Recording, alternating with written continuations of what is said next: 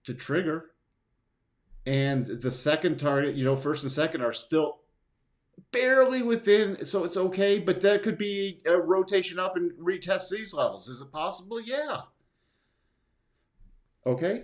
So we have to trade with the probabilities, but the probabilities are shifting drastically to favor downside moves. All right, let's see what else we have. Let's see. Like Bob says, read both sides of fundamentals and pick the one that best fits the price action. That's how he does the TV spots. Again, yeah.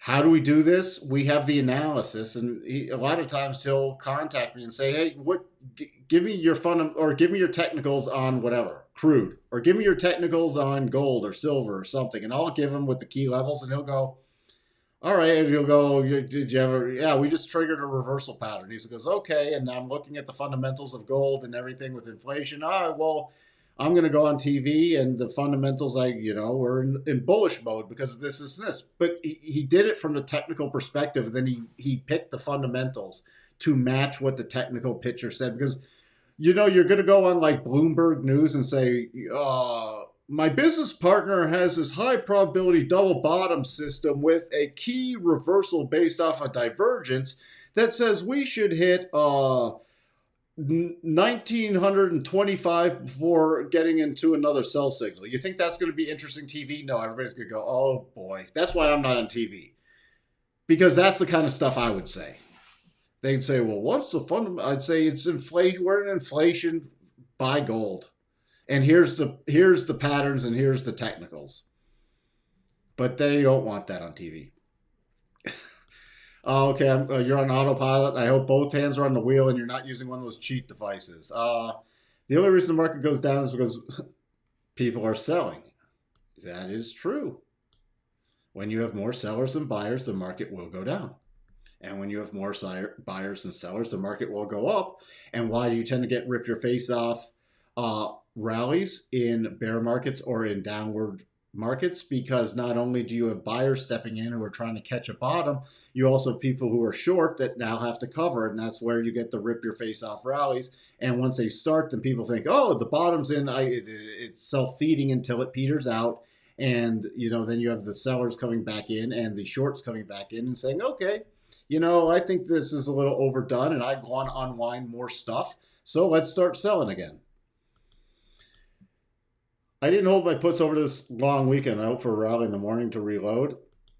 That's okay. Fine. I hope you get the position you need to get reestablishing a position. And there's always ways to get in positions again. On this time frame, how do you draw a harmonic from the all-time high to the short-term low? So what I was doing, let me take off these harmonics. I'll show you. So what I'm going to do is I'm going to use my harmonic, which is this trend-based fib extension. We're going to go here with the anchor on. Make sure you have the magnet on. Magnet, all-time high to this key low, and then I'm going to click once and twice. Now I have my double targets on there, so I have to switch to my harmonics. And just for anybody new here, again, everything's shared. There's nothing secret here. And this is stuff I know if somebody else is teaching it recently that it was taken from me and this channel because I learned this from myself and researched it. We used a 0.125 or 12.5%. We used a 0.25 or 25%. Those are the ones that test out best for the short-term moves. And that's how you do them. Do divergences increase double tops and double bottoms probabilities when they are present at the same time? No. The double probabilities remain the same. However, you have another system that's kicked in with different probabilities. Okay, so now you have two things showing there's a buy or a sell signal, and they're both tradable events. And they're independent events. So it does not increase the probability one way of each system. That's where it's not additive. Okay, you can't say I have a 70% probability and a 56% probability. So, that wouldn't make sense. You'd have 126% probability. No. Now, I've tried to do some testing with doubles, and some of them have divergences, but it's got to be on a lower right hand leg. And it sort of skewed. It came out with some weird results, so I stopped doing the analysis because you have to do so. Only a subset of the doubles would be candidates for divergences, so it just wasn't worth it. You're better to just trade doubles and trade divergences. And, if you're trading both systems at the same time, you might have in a double position. Okay. So if we break 42.12, then a clear path move. Actually, we're right at this closing area now. It's got to start getting into, if we break the next major clear path 12, no, because you get into this area, we just have this little area right here. You start getting a close below this 41.50 area, you're into a clear path move. So write that down. Close below 41.50 into clear path move.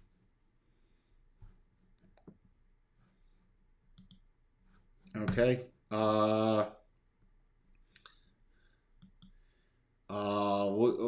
I might take a look at that in a bit. Bought a big box of popsicles, ate them all, increased my popsicle stick net worth. Well, I congratulate you for increasing your popsicle stick net worth. Maybe you could get some Elmer's glue and you can make a popsicle stick house.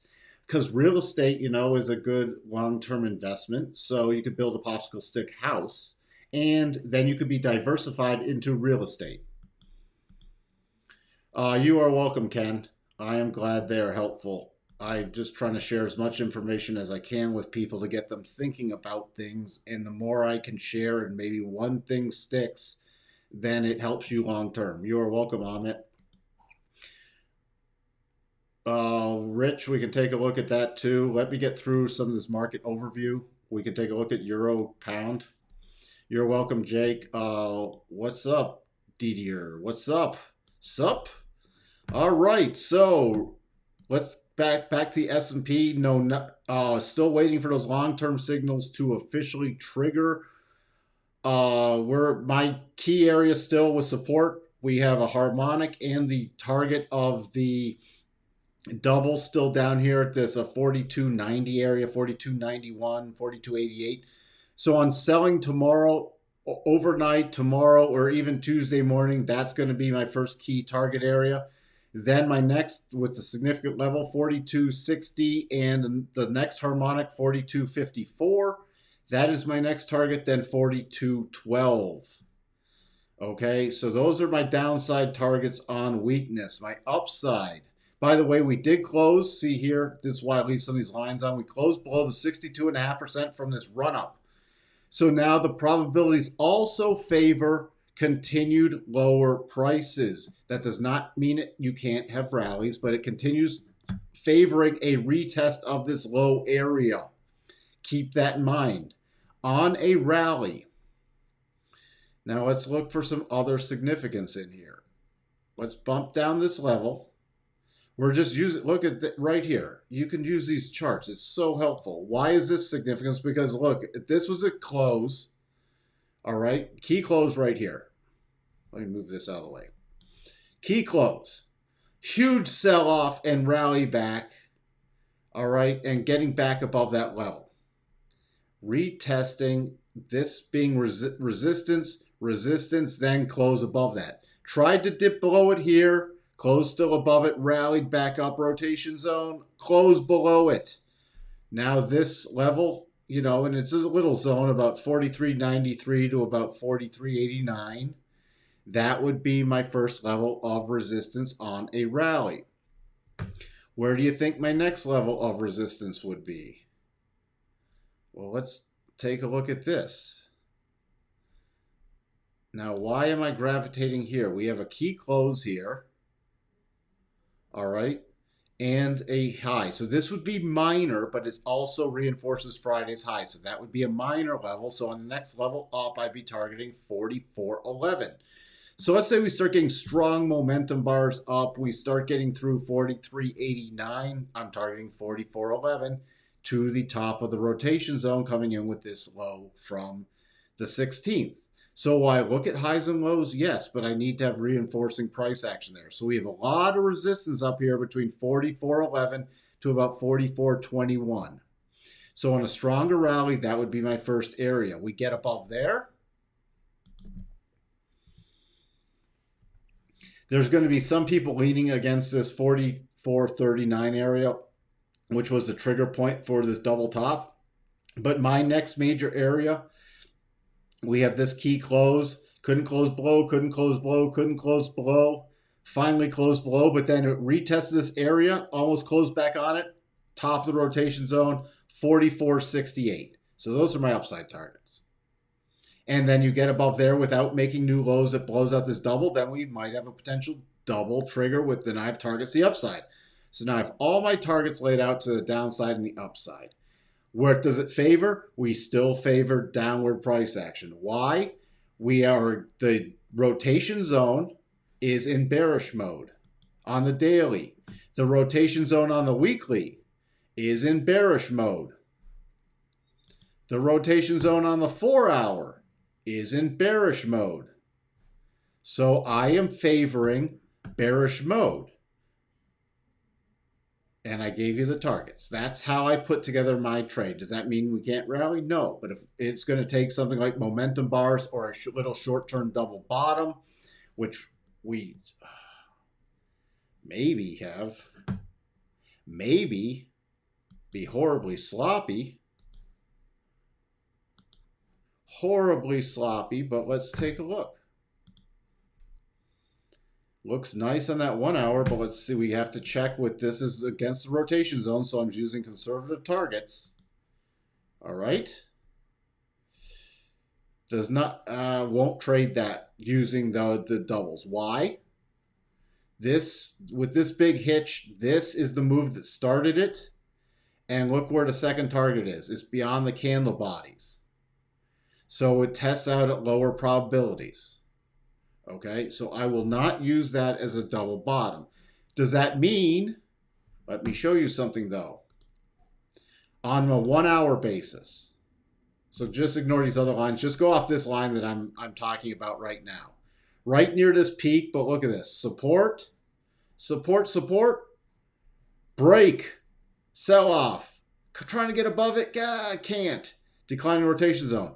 So we start getting stronger. Where's an area that, all right, if we start rallying, I'm not going to be aggressive to the long side until it can show me. And this now I'm going down to the shorter term time frames. Not going to be aggressive until we get above 43.75 area. Why? Declining rotation zone on the 1 hour. This was prior support, verified as resistance. So could we come up here and then roll over again? You bet we could. So any rally, that's my key target. So if I was going to do something really aggressive on a short term, let's say we got some 5-minute momentum bars, that would be my first target. And I'd be moving up a stop and taking some off because if it rolls over again, I want to lock something in. All right. So, and this was,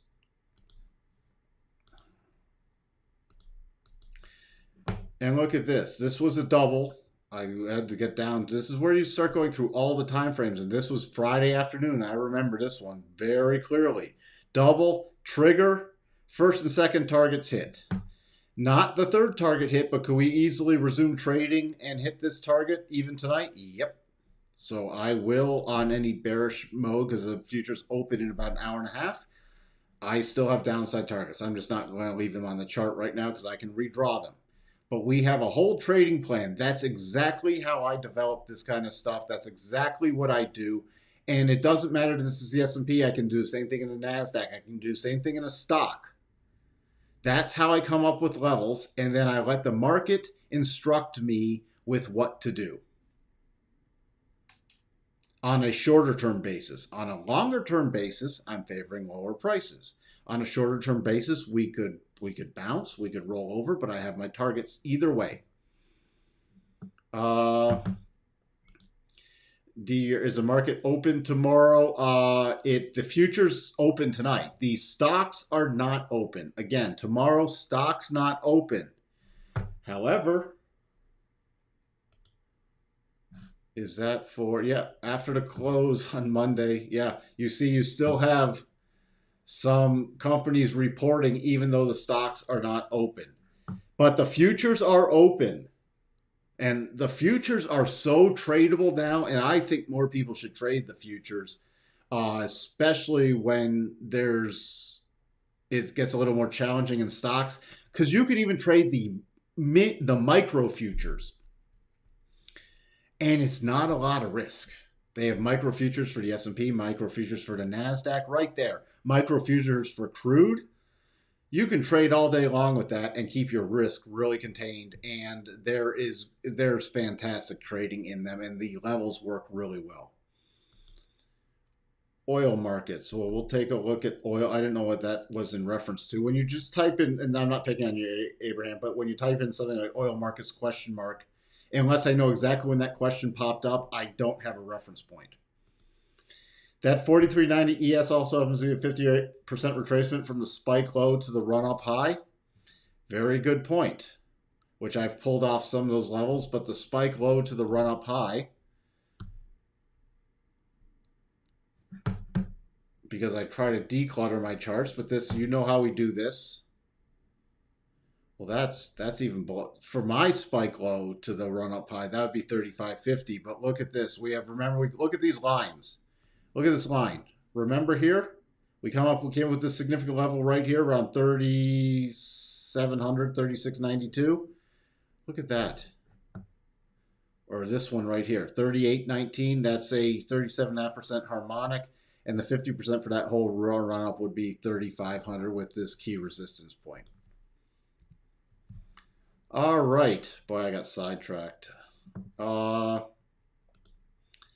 more optimistic than you. 3,400 on the S&P is eventually target of this correction, which corresponds to the first red candle from where this rally started. More optimistic than me. 3,400. Well, I'm glad you're more optimistic. I'm not really pessimistic. These downsides, I'm just expecting a much bigger correction. That's not really pessimism. That's just where the probabilities are, which is fantastic because I love sell-offs because you get to reload a whole portfolio at better long-term prices. I actually love sell-offs like that. So, what else do we have? Boy, I already wore myself out. Sorry for all the overlap stuff here. By the way, in the NASDAQ, we've already triggered the long-term sell signal, by the way. It's been the weakest, and that's already been triggered. So I am really favoring lower prices. Let me get down the time frame here, get off some of this stuff. We had our double top trigger, which that was really nice trading to the downside. I have to pull that one off. This one was done to the upside. No, there's not going to be a double there either, but look at these harmonics again.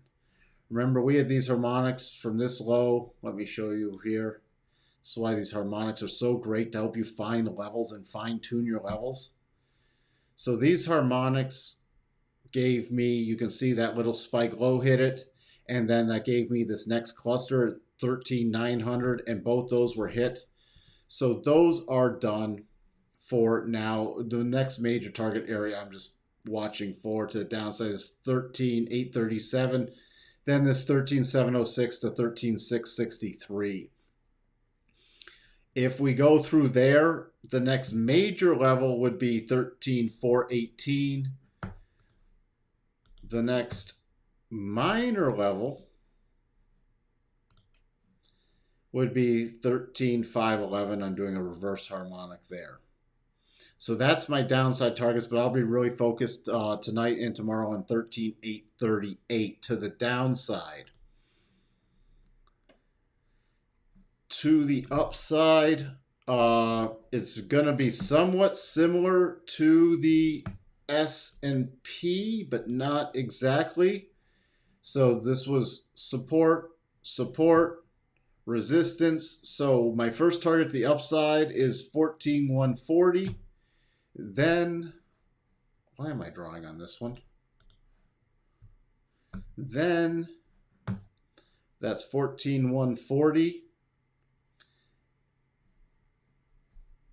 Let me pull off these because we're so far down there. Then my next target area would be about, I would have to go to about 14,350 area with the declining daily rotation zone, so above Friday's high. And then the next major target I'm looking at,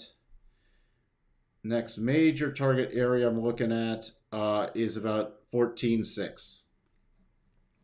So those are all my upside targets on the bigger time frame. But my first target, this 14,140, 1 hour rotation zone, that's going to be key. If you get through there, the next minor target, I'd use this.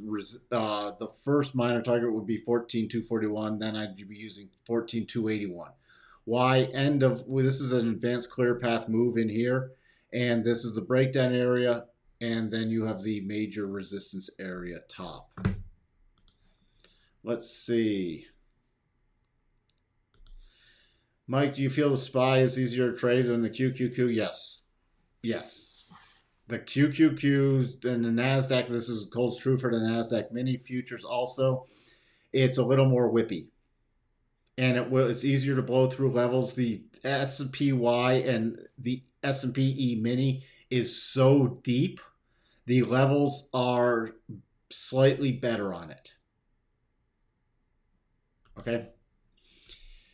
Mike, what's PTP's track records in terms of percentages since inception for last year? How about, do you guys perform better in bull or bear markets? Several questions here. Let's see. For the last year, but I don't have the numbers for 2022. I was going to do them at quarter end for last year. I'd have to look those up, but I can look them up and you can re-ask me later. I think more people pursue. Well, for the stuff I do, it's long only. Not for what I do personally, but for the stuff I put out there is long only. So it naturally performs better in a bull market. For what I do personally, it's mixed, because when we're in a bear market, I'll just favor downside positions and spreads and options and put spreads and everything else. In a bull market, bull markets are way easier to trade. But you have to, especially for a long-term timing stuff. So I'll have to look up the percentages and I will give you that. And I just can't look them up in the middle of the live stream. Please give us examples of your sell and buy signals. Which I follow a ton of things, Kalani. And you think I show a number of them here. I don't show everything because it would be way too overwhelming. But just focus on doubles, divergences, and rotation zones. And you'll get at least 50% of the stuff I follow. Hey, Josh. Crypto is bleeding? Yeah. Amit, you're welcome. The Secretary Blinken is scheduled to meet with the Russians on late Wednesday and anticipate a ramp upwards until the talks conclude with nothing accomplished. I don't think anything accomplished, so we'll see if there's a ramp upward. Now we get to some of these key lower prices like these doubles complete, or even the second target on NASDAQ. I would start favoring a short-term bounce, but I'm going to let the market dictate that bounce to me. Dow, again, still favoring longer-term price action lower. Next target is 33,720 area. Take off some of this other crap. Way too much crap on the charts. Also, Dow just closed back below. This just avoided issuing a long-term major sell signal on Friday. Just avoided it by the skin of its teeth. So I am still watching for the potentiality of that occurring. But the Dow, again, 33,746 is very key. You have this significant level from over here that came into play back in September and October. We could not close below it multiple times. So that's the next key area I'm watching, with the final target for the double to the downside. To the upside, let's just verify. I always need to verify. See, again, no double bottom here. Does that mean that pivot point is not key? it is still very key, again, because you have support, support area, resistance confirmed. So that's key. You get above there, then I'm just targeting that 34,460 area. So that's really easy. But that just means, it doesn't mean, some people say, oh, see, the double worked. What it means is because it's this, I can't use those targets, so it's not a tradable double, but that area, a break above that area is very tradable still. I just can't use the targets. I really hope that makes sense. I'm trying to give more insight into that. And look at this target, this line I just drew. Now you looked at your multi-time frame, the 4-hour rotation zone. So even on a rally up, this now is reinforced that this is a very key area. You start getting above here, then it's the top of the rotation zone with this other line I already have, 34,460, 34,464. You get through there, 34,619. Why? That was this key breakdown point right here. 34,619, where does that sit? That's just above the daily rotation zone. So again, very strong reinforcement there. I hope you're seeing, just even if you take a couple concepts away and use them, that's why I've stacked these concepts together, but you can come up with your key levels to the upside and the downside very, very well. Again, Dow, daily rotation zone is bearish. Weekly rotation zone is bearish. 4-hour rotation zone is bearish. 1 hour, bearish, but we might get a little potential rally if it can get above it. But it has to show some strength.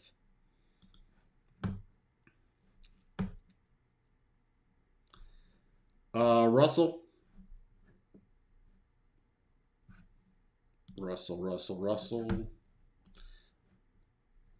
That double did not trigger. Let's see if this is a valid double.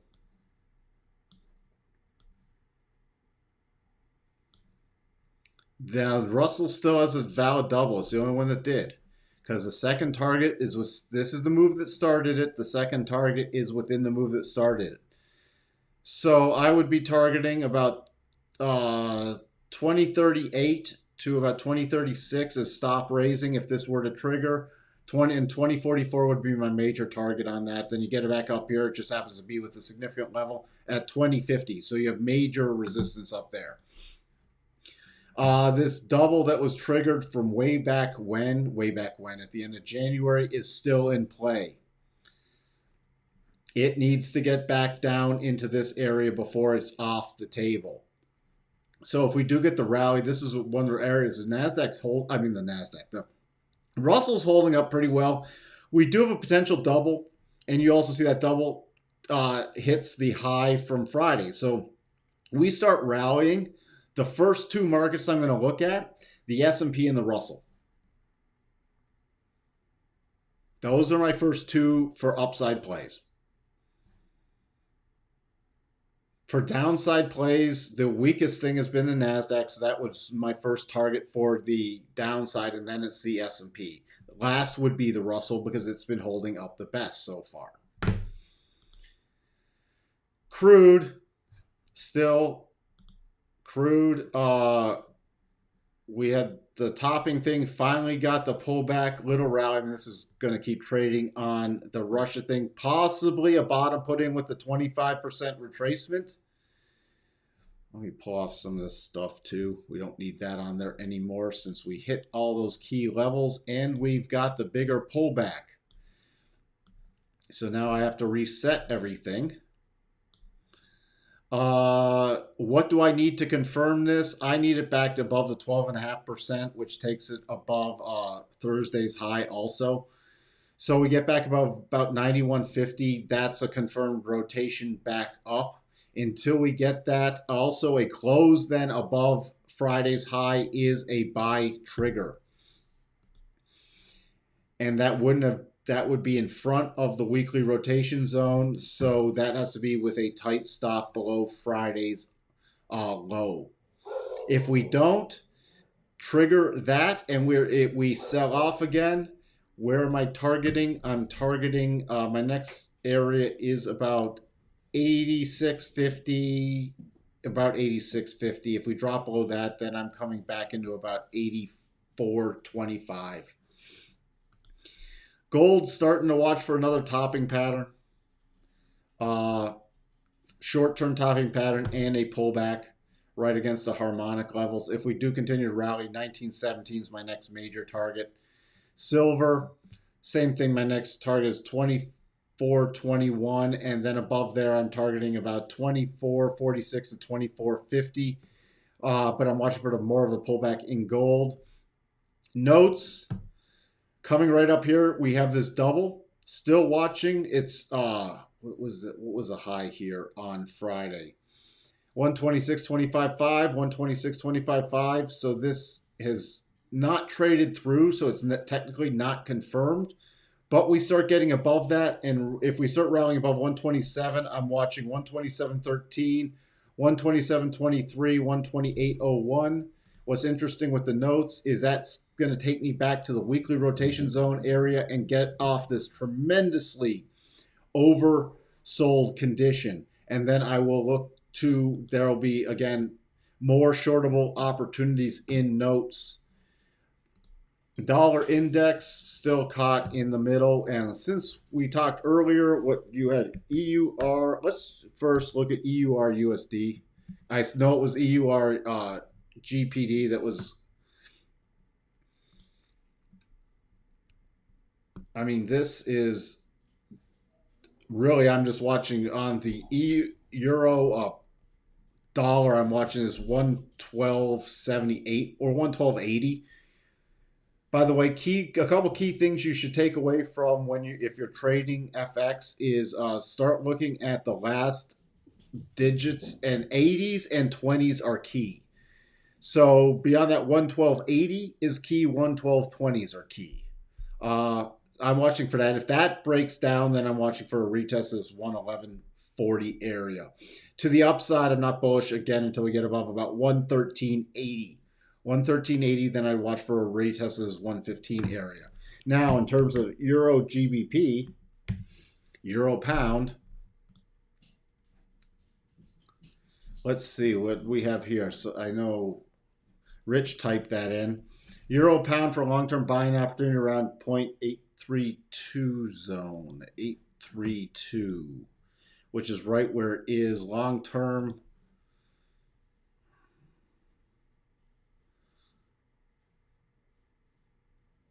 Yes, there's a fair amount of support down here. Really interesting. There is some major support just below that it bounced off. I'd be watching this key level, 0.8308. You know, if that breaks, that will not be good. However, you could get a short-term bounce in this area. That's the only thing. It would be a short-term bounce at least until it got above at least about 0.8525. What else do we have? Planter or Palantir.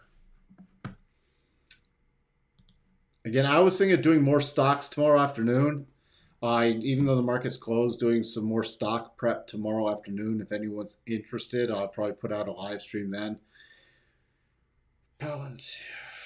I mean, this would have to be again, you're bearish mode on the daily, bearish mode on the weekly,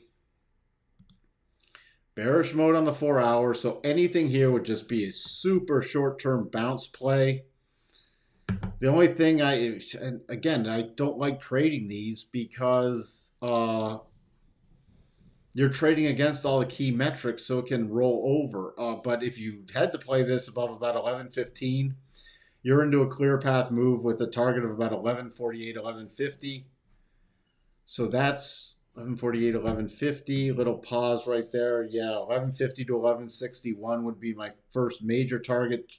And then above there, longer term, I'd be targeting $12. Now, what that's interesting is it just takes us back into this prior major support becoming resistance. And why do I generally not like trading those? Because I'd rather trade something that's not fighting overhead resistance. Why? Because it can roll over at any of these points. I know people love to do their little bottom calls, but look at this one. Let's say you bought anything in here. You have to be super nimble because it rolled over again.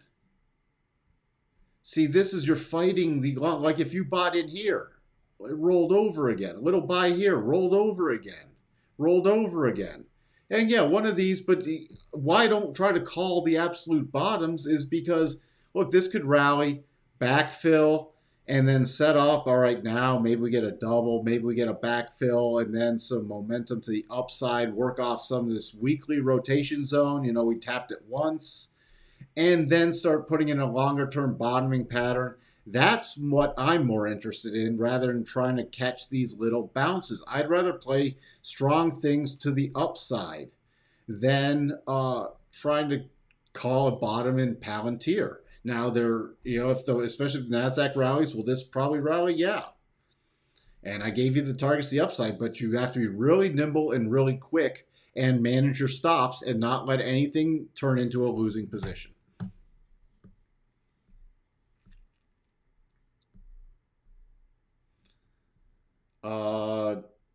Is MSTR qualify?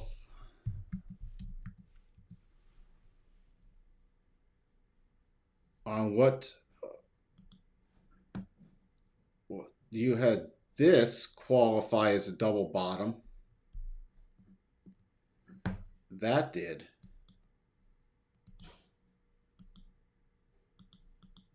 But it's already hit the first and second target and didn't quite do a full gap fill just in front of the final target and the full gap fill and then rolling over. And that's going to trade so much with crypto. So that's already hit there.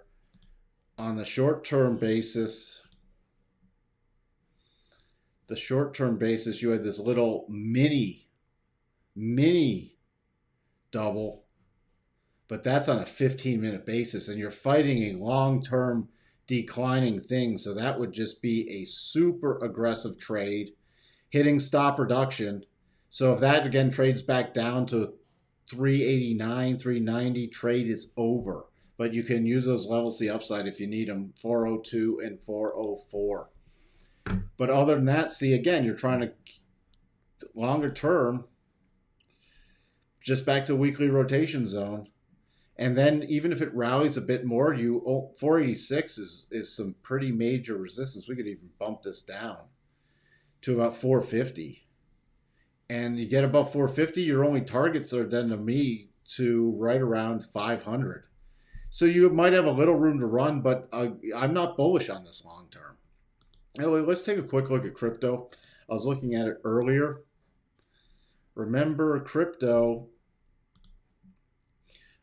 we had the rally. Then we started watching for the pullback, especially when we had a potential double top. Double top triggered, paused just in front of the first target. Now already at the second target.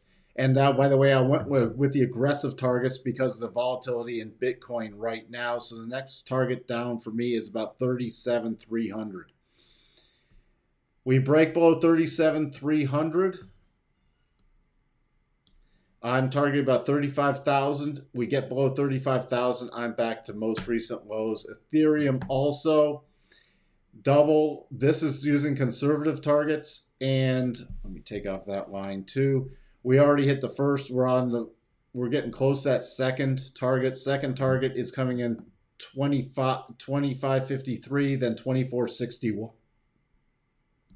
And on any rally, you have, I'll go back to Bitcoin too. You have 28.40 is now your major resistance level. And on Bitcoin, on any rally, it's not even back to that peak. I'd be looking at about 40,700 is the first rally. So any resistance, I'm still watching for another rollover. That was the crypto. I went over Palantir. Crypto's red. Is it a sign? Well, it's a sign. It's just following through on that double top pattern. But if Bitcoin gets below 35,000, if you're bullish on crypto, start getting really nervous. I did Palantir. How's your friend Kathy Woods? Ah, Kathy. Her deep value portfolio. Oh, Kathy. This is this is in critical junk. I mean, she really needs that Nasdaq rally to. But at longer term, look, this is she's already closed below that 62.5% level from this whole run up. Okay, and what happened when she closed below there? Longer term, watching for this thing's. I'm watching this to easily go back to 48. 48 to 52 is my next major target area. What would make me at all short-term bullish? You have this little potential double bottom. I don't think it would trigger, but a move above 78.25 would trigger it. And it's essentially just a return to this other major support level becoming resistance in the other end of the rotation zone. So I'm just watching for this to longer term just keep bleeding out. Sorry, Kathy. What time I'm thinking for stop prep? Could you set up the live stream so I can add a reminder? I'm thinking 3. Let's just do 3:30 tomorrow. I'll also put it in Discord. So 3:30 tomorrow we can do more stocks. When you buy will matter more than what you buy in the market we have now. Yes. I not necessarily, because I would rather the stocks that have held up the best. On a market that's rallying, if we get one of those strong rip your face off rallies, I'd rather have the stuff that held up the best. Those would be the names I'd look to get in first. The stuff that's held up the best versus stuff that's got trashed. Meaning, I would not be rushing in. We already covered a Palantir. That would not be my first pick. What would be a better pick than, you start getting a look at this. I mean, you're not far off with Apple. I'd rather jump if I wanted something to the upside. I'd rather jump in Apple. We start getting a strong thing in the Nasdaq. I'd be in Apple first before Palantir. Because look how this is barely off its highs. And, versus this. This, I'm trying to catch a falling knife with limited upside. This has held up pretty well. Now, do I think Apple is going to lower prices? I think it's easily going to fill this gap. I think longer term, we're going to see Apple at its 200-day. But we get a rip your face off rally. If you forced me to buy a stock, I'd be jumping to Apple to check the price action there first. Something like Apple. You start getting a great little rally. I'd still look at Micron. Yeah, and I know it's semiconductor, but you look at where this is in terms of it's still in great positions up here at near its all-time highs versus something like an ARC or a Palantir or what else? Or why would my first thing, I wouldn't be jumping in something like SoFi. Okay, so those were the examples. And Microsoft, I'm still expecting lower prices. Now, this is something I would not jump in. I just wanted to see where it was. I did not look at it on Friday. Why? Because it's broken its 200. And now, even on a rally, this is major resistance. Okay? So, this would not be my first choice. All right? NVIDIA, I might still look at, even though it's pulled back a lot. Just because it's right against this 200. So I might look to see if that were to hold on a short-term basis, but it breaks this 200, all bets are off.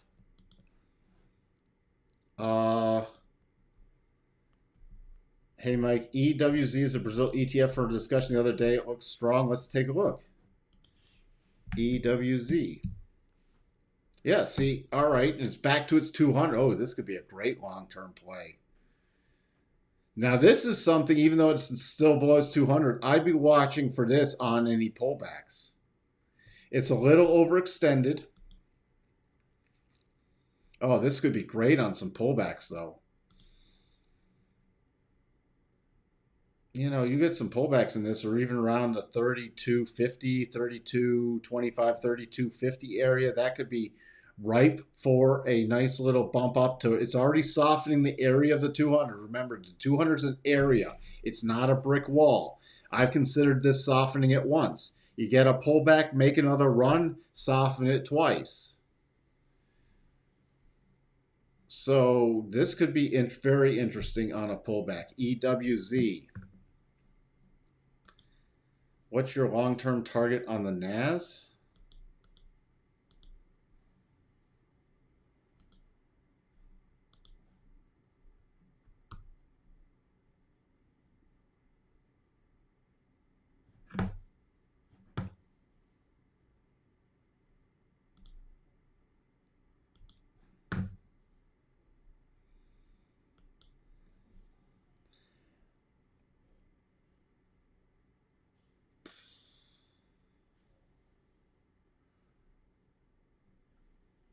$11,700 to 12,000 area. My closer term target on an accelerated decline would be about 13,000 right in here. And again, we will get those massive little rallies, but again, we're cascading down. But longer term, I'm at least looking down in this area. Longer term. AMD versus MU. We already looked at MU. AMD. I'd be in Micron first. Why would I be in Micron first? Because of where its positioning is. Look, this has come off pretty substantially. It's below its weekly rotation zone, trying to hold on to the 50-week right there. It's against this daily rotation zone, and it's sitting at the 200 again. All right, if that breaks, I'm watching easily for a return to about 99.50. Versus Micron, above its daily rotation zone, above its weekly rotation zone, clearly above its, and then you're at, look at where the high area. Yes, you have some resistance, but if Micron can get through this 98 to 98.50 area, watch out, because this could be forming a long-term top. Does that mean it can't pull back? No, I don't have a trade in it right now, but if stuff's rallying, and even if semis are rallying, I'm going to be in Micron before I am AMD. Just on relative strength. What sort of companies do you look for long-term holds not to trade? Well, that's again, what point of the market we're in. And I'm now favoring, well, I still have to record the sector overview, but that's why, do you watch my sector overview? Why do I do a sector overview? Because that helps me narrow down. Now, like XLE, very strong, major bull mode, even on pullbacks. So I favor energy stocks. Things I don't favor. This is on the verge of triggering a sell signal in XL real estate. So real estate, unless there's something incredibly outperforming, not interested. XLF, still in buy mode. Again, it has to hold this longer term trend line that was gap below, but you know, we even pull back there. I can look for some financial stocks, especially outperforming. XLK, technology. We're getting into a sell signal, and we could be getting into a major head and shoulder sell signal. And yes, this is a declining neckline, and I was going to go over this in the sector overview. But look, this is not an area I'd be rushing into. Why? Because it might trigger multiple sell signals also in technology. So again, I need something really outperforming. But you get into something like, where is it? Healthcare is going to trigger a sell signal. Let's see, what else? Consumer staples, very bullish. All right? Very bullish. Does that mean you can't have pullbacks? No. Look at this. We had a little mini double top pulling back to hit all the targets and then resuming upwards. But this is that pullback gave re-entry. So things I'm watching, consumer staples. Also, why am I watching stuff like consumer staples? What's another thing I've been talking about? Uh, Value versus growth. On the way down, this is favoring value and getting rid of growth. Now look at this on a big perspective. Look at this run up. I'm going to go to a monthly chart. This is the run up of growth. And look how long it's been wiping out value. Okay? And then recently, look at this. This was obliterating value stocks versus growth stocks. Coming back down, slight shift into value, major ramp back up into growth. Look at this, longer term.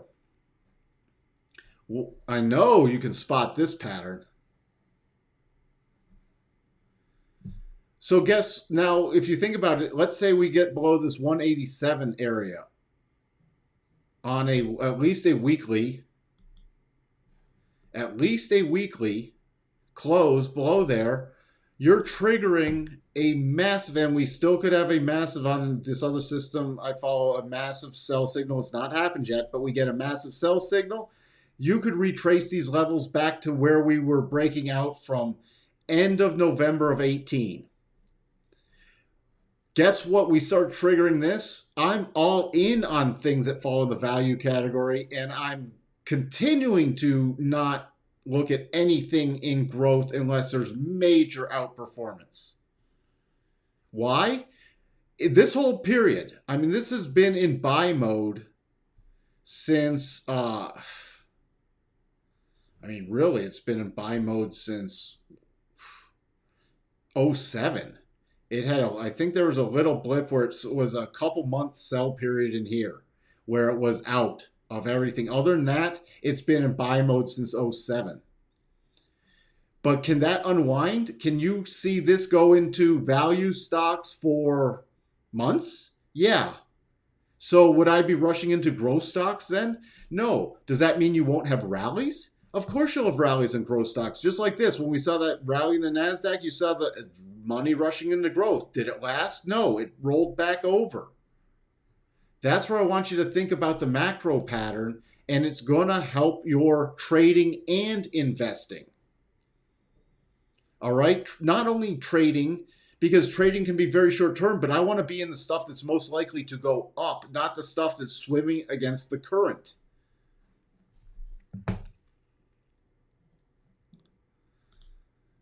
So that's where, Didier, I'd be starting to really favor consumer staples and value stocks. And things that I would not be looking for long-term holds would be high PE ratio, momentum, very overvalued stocks, even though they've pulled back.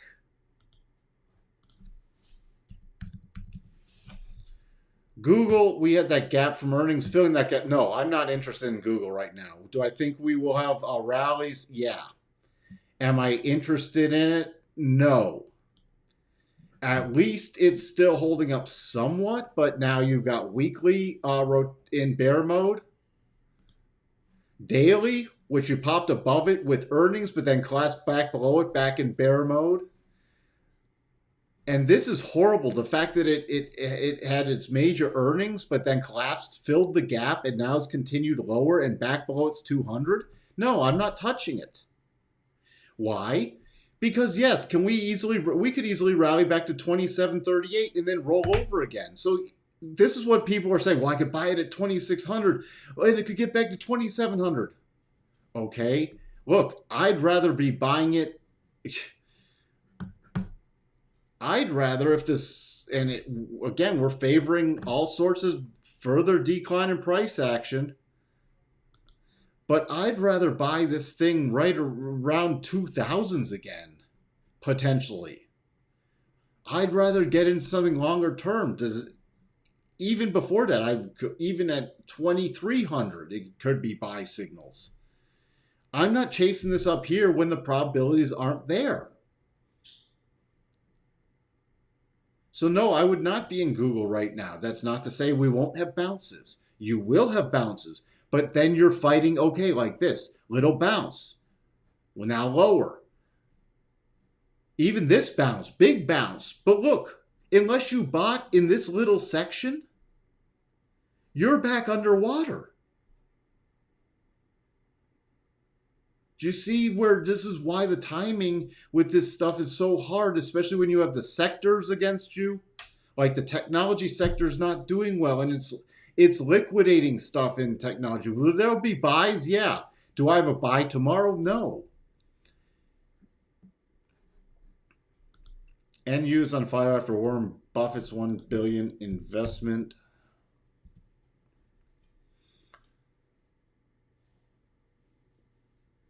Yeah. It's still, I mean, I'd have to do a lot more uh diligence on this and watch something. It's still caught, I mean, doesn't have a lot of price history. So it's I mean, short term, you get back above this about 1025, there might be a very short term play, but this thing could easily see 670 again. So there's again, this gets into gambling to me. Or I have to be trading this off an incredibly short-term time frame. Why? There's no long-term trend. It's caught between two bounds. Yeah, look, you had a double bottom down here. That was the play. Here was the play. Okay, because you start getting back below this 846 level, you could easily see a return to that 660 level. Right here, I don't have a pattern. But I know key line in the sand for anything bullish would be around 850. You get back below 850, I'm watching for 660 again. Everything else would just be short-term momentum plays. Like this. This was short-term ignition bars, pausing bar. Okay? You know how I play these. Couldn't get back below the 62.5, so you got your pausing bar and then a strong rotation up. That's your momentum ignition to the upside.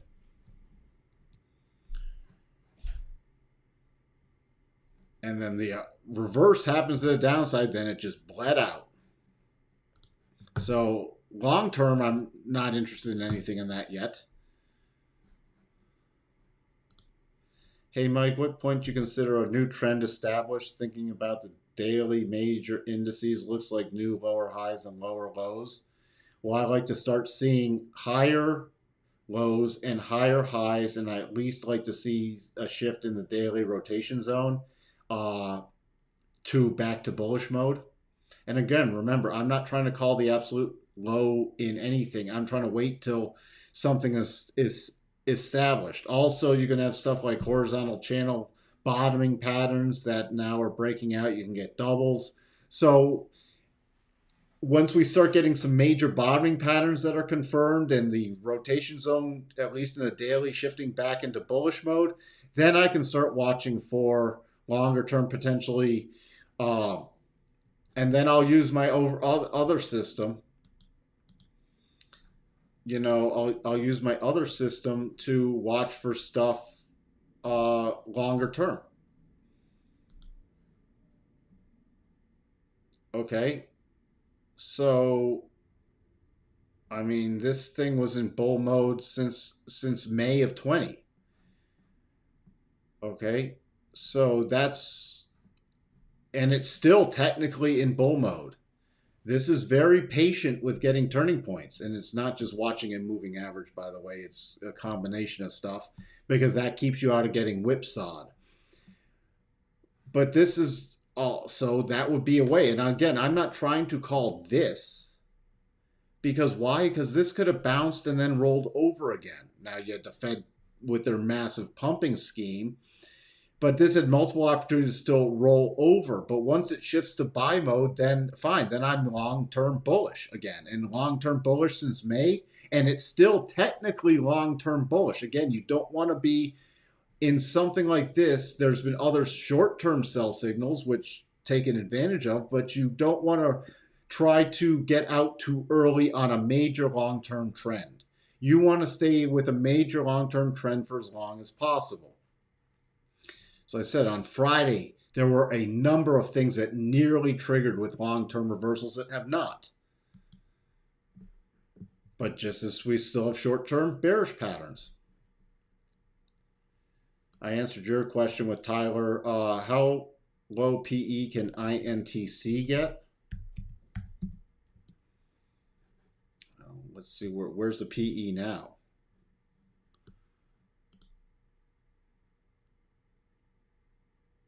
I mean,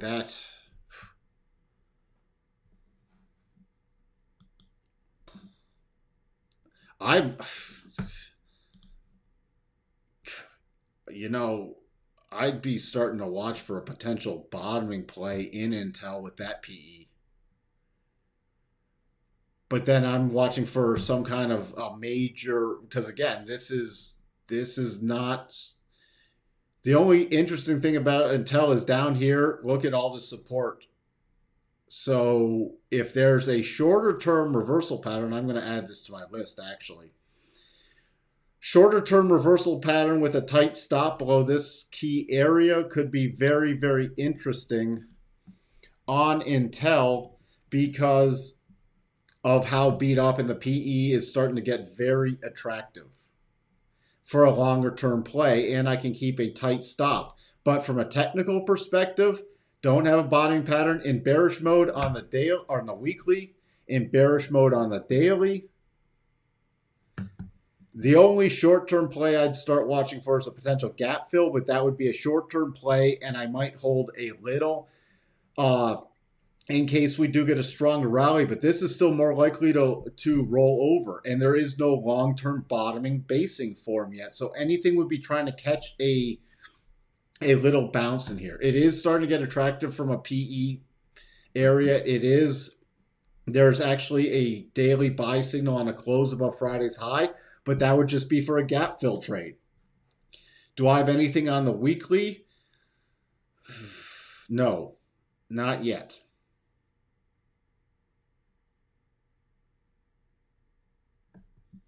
But the PE could go lower, but this thing's getting severely beat up. But that just shows you in the market. So I'd start watching for a longer term bottoming as long as it stays above about core line, key line, the sand. You start getting below about 42, 42.50.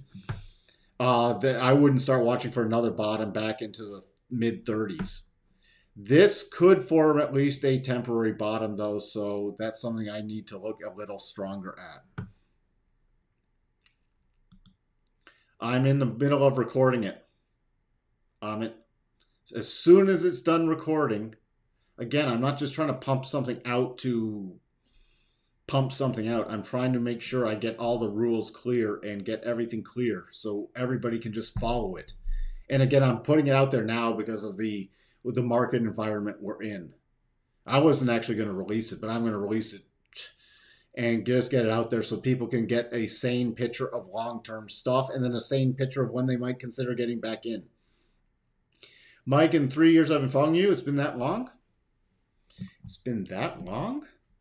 The concept of reversion to rotation zone, forward and reverse harmonics and doubles really has made the difference in our lives. Thank you. You are very welcome, and I'm sure you'll like other stuff I do release. So I'm glad it's been very beneficial for you, Ahmed. I didn't realize you've been following it for that long. NWL is a parent company of Elmer's Glue. That's a consumer good.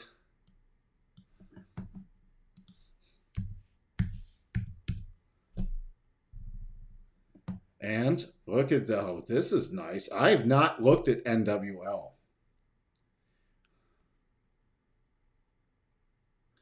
But that's beautiful. Look at this setup. Oh, that's a weekly chart. Oh, this is nice. Now, this is something that could be turned into a very long-term play, even on backfills. So you're back. You've held the weekly, starting to curve up, flatten out and starting to curve up. Look, this thing has been weak forever. But now, see, I don't need to. There was a little double bottom down here. I wish Looking back then, I was not. But this, see, this is starting to get interesting from a very long-term play. So we had a question earlier about long-term stuff. I'd be looking at this. Why? You can easily put a clear stop in here. Actually, I need to make another note because I'm going to do some more analysis. So look at this. From a long-term perspective, thank you.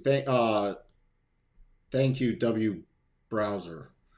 Look, you have resistance, breakout above resistance weekly, retest, run up. Now it's backfilled. Back to the 200, just in front of this key area, breaking above this short little term base. So I got a great stop on here. I'd put it right below 20 on a closing basis. But this thing could easily get traction over, and this could be a long-term play. And I'm talking many months. This could be a many-month play.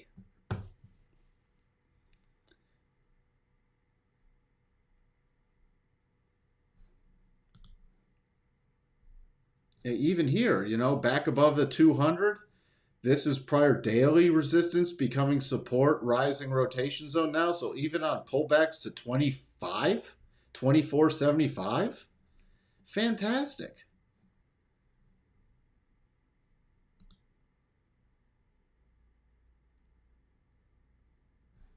Nice dividend yield too. I have to see if there's any gotchas in this, but I mean, from a technical perspective, this could be great.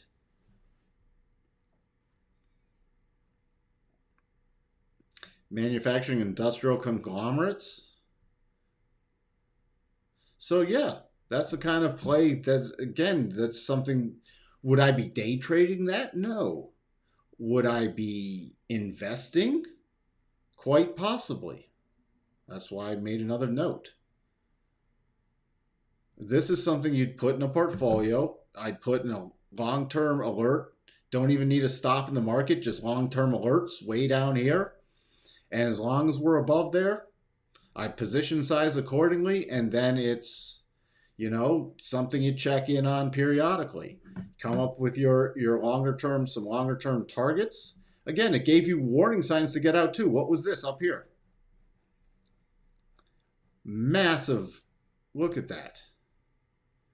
Massive double top, bled out all the way back down here to prior support area, rallying off of there. I wish I had looked at this earlier. So this is where things even give you, even if you don't get in here. Look, even if you got in here, a break above your rotation zone starting to shift. See, this is a great tie-in before of what I'm talking about. There are plenty of times. Look how long this bled out for. This is weeks. Weeks.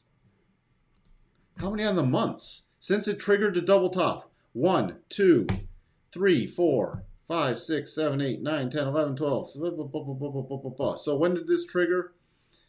September of 17. And it didn't bottom till March of 20. But still, look how far it's off the bottoms. People are going to be like, I could have bought it for 12 bucks. And now it's at 25. But this is a fantastic pattern now. Longer term, this could run all the way back up to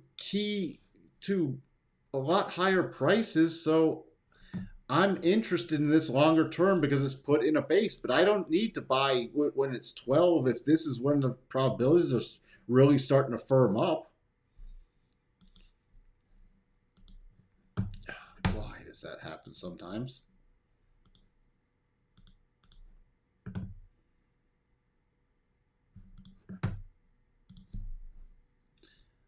Sorry, when I see something like this, it's just, look at that. There's your 50%. There's a harmonic cluster right there. First target to raise a stop. Because why? Let's say it hits this target. I'm giving you concepts that you can use even on short-term basis. So even if you're a day trader or anything else, use these same concepts. What did I just do? retracements, and projections.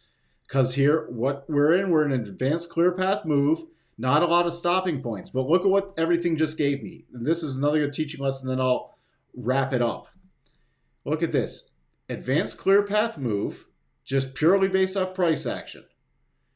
Key breakdown area. Look at that harmonic area, 62.5.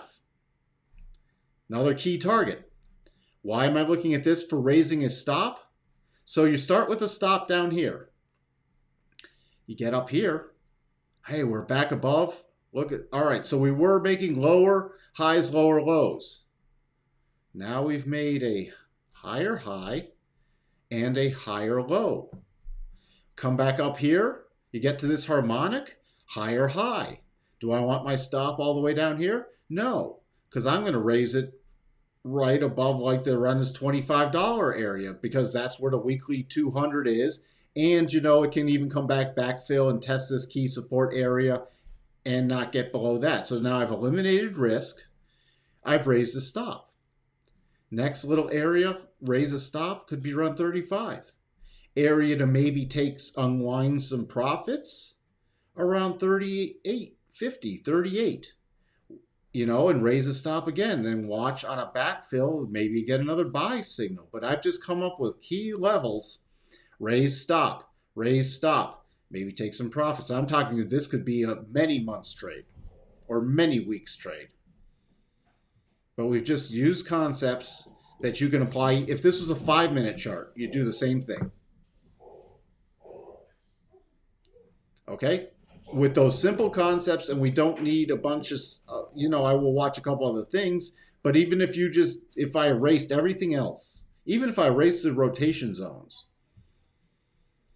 and just went back to where's key support, key resistance, couple key moving averages. You give me the 200, you give me key support, key resistance, and let me have my harmonic retracements and projections. I just come up with your whole long-term trade and your long-term stop and long-term raise stop levels and possible take profit levels. And we did that in what? 6-7 minutes? Why are we interested in this? Because it's formed a long-term base and turning up.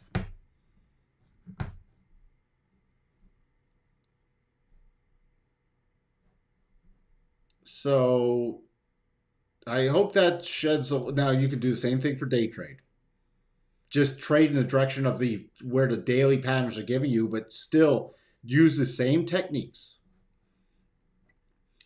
HD earnings on Tuesday. Yep, HD has been one. Again, I love trading HD. HD at a critical level, right at its 50-week. I'm really paying attention to it here because if it breaks down below here, I'm watching for a much bigger pullback. We already had that double top, which hit the first. It actually hit from the conservative targets. I think it hit everything. That's why I pulled it off. Yeah, there were conservative targets, hit everything right against the 50. Now we break below that. Well, I'd be watching for the bottom of the monthly rotation zone. And then watch for a potential pullback. Now, what do we have on the short term? Because we got earnings coming in. We have a double within a double. So I'm still watching this for a weekly double. That's why I have the target, or the area is already on it. And we have this little daily double. This technically is a little iffy now with this push down, but I will still watch it with earnings to see if we get the pop to about 367 area. If it pops on earnings. But in order for me to do something longer term, I really need to move above this 375 area because then you get a high probability pattern with a lot of upside potential back to 400. But I need to wait for that to happen because overall, daily rotation zones bearish, weekly rotation zones bearish, and we're holding just barely critical support. O'Reilly's still strong. Yeah, O'Reilly's really strong. O'Reilly is really strong. I would love to do some plays in O'Reilly too. And look, this has triggered a big bottoming pattern. Huh. Even if that backfills, it can even backfill. I'd watch that weekly rotations on 662. But this could, the first target 700 and 708. The first two targets are within the move that started it. Just barely, but they're still usable. So I'd be watching, I'm just taking a key look because it came down just below the weekly rotation zone, but then rotated back up. Daily had to form this bottoming pattern and just triggered this longer term, but I'd be watching to make sure it holds 660, 661 on any pullback.